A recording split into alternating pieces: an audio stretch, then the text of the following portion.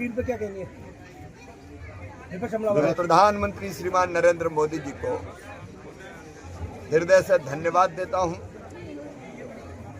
भारत के किसानों के हितों पर उन्होंने आंच नहीं आने दी।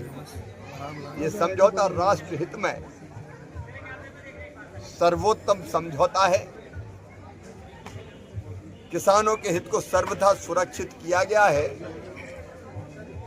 ये समझौता उदाहरण है डिप्लोमेसी, डेवलपमेंट और डिग्निटी का। डिप्लोमेसी मतलब राष्ट्र प्रथम। भारत के, हमारे देश के हित सर्वथा सुरक्षित है। डेवलपमेंट मतलब विकसित भारत, आत्मनिर्भर भारत बनाना। इससे भारत के विकास को नई दिशा और गति मिलेगी। और डिग्निटी का मतलब है किसानों की गरिमा का पूरा सम्मान और ध्यान रखा गया है। ये समझौता भारत के किसान, महिला और युवाओं के सपनों को नए पंख देगा, जिससे वो प्रगति और विकास की ऊंची उड़ान भर सकेंगे। विपक्ष केवल प्रलाप कर रहा है।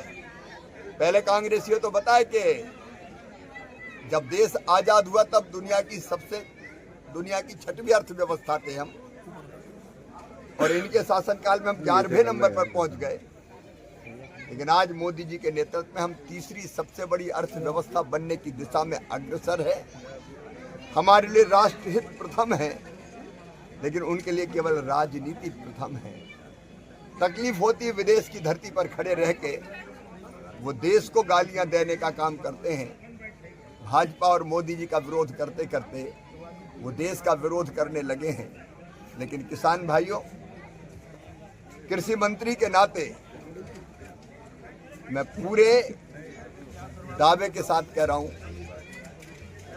ये समझौता किसानों के हित में। कोई भी वो चीज जो भारत के किसान हमारे यहाँ पैदा करते हैं, और ये आशंका जताई जा रही थी देश बर्बाद हो जाएगा, तबाह हो जाएगा, किसान का क्या होगा, वो हर एक उत्पाद सुरक्षित रखा गया है। हमारा जितने प्रमुख अनाज हैं, गेहूं हो चाहे वो धान हो, सारे प्रमुख अनाज इस समझौते में पूरी तरह से सुरक्षित रखे गए हैं। वो अनाज यहाँ नहीं आ पाएंगे। न केवल अनाज बल्कि फल और सब्जियों को भी संरक्षित करने का काम किया गया है। अगर आप अनाजों की सूची देखें पूरी, तो इसमें हमारे सारे प्रमुख अनाज इस सूची में सम्मिलित है। और इसलिए अनाज उत्पादक किसानों को कोई चिंता करने की जरूरत नहीं है। अनाज के साथ साथ आटा हो, आलू हो, प्याज हो, मटर हो, बीन्स हो, खीरा हो, मशरूम हो, अंगूर, नींबू, मिक्स डिब्बाबंद पदार्थ, पूरी सूची में जारी कर दूंगा। हमारे डेयरी के जितने भी उत्पाद, किसान जो दूध पैदा करता है, दूध हो, दही हो, छाछ हो, मक्खन हो, दूध